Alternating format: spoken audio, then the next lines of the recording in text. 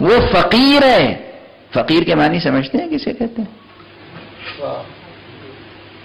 آپ حضرات فقیر کہتے ہیں اسے جس کے پاس پیسے نہ ہو. مفلس اسے کہتے ہیں مفلس. جس کے پاس پیسہ نہ ہو اسے کہتے ہیں مفلس. فقیر کسے کہتے ہیں؟ اچھی طرح سمجھ لیجئے. یہ جو ریڑھ کی ہڈی ہے جس کی بنا پہ آپ کھڑے ہوتے ہیں اور اپنے کو سنبھالتے ہیں اسے کہتے ہیں فقرات. عربی میں اسے کہتے ہیں فقرات.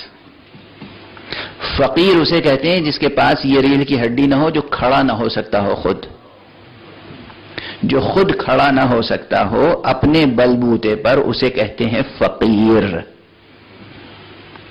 اب یہ بیچارہ جس کے پاس پیسہ نہیں ہے، چونکہ ایک خاص لحاظ سے آپ سمجھتے ہیں کہ یہ معاشرے میں اپنی اقتصادی حیثیت خود نہیں سنبھال پاتا، اس لیے اس کو مجازن کہتے ہیں فقیر، ورنہ دراصل ہے وہ مفلس.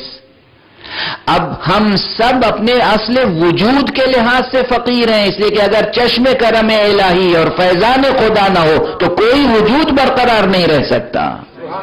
اس لیے ہم سب ہیں فقیر.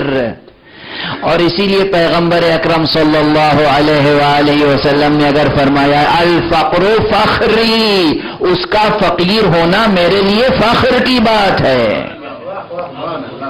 کس کا فقیر ہونا؟ اللہ کا. اللہ کا فقیر ہونا فخر کی بات ہے. اور اللہ کا فقیر نہ ہونا نہ صرف یہ کہ فخر کی بات نہیں ہے بلکہ ندامت کی بات ہے، ہلاکت کی بات ہے. ہلاکت کی بات ہے. جو خدا پہ مکمل تکیہ نہ رکھتا ہو اور اپنے کو خدا کا فقیر نہ سمجھتا ہو، وہ نہ اپنے کو سمجھتا ہے نہ کائنات کو سمجھتا ہے. اسے حقیقت ہی نہیں معلوم کہ اس کی حقیقت کیا ہے. تو ہر شے محتاج ہے پروردگار کی، ہر ممکن اور ہر معلول، ہر ایفیکٹ اور ہر پاسبل ایگزسٹنس، یہ محتاج ہے پروردگار کا، فقیر ہے پروردگار کا.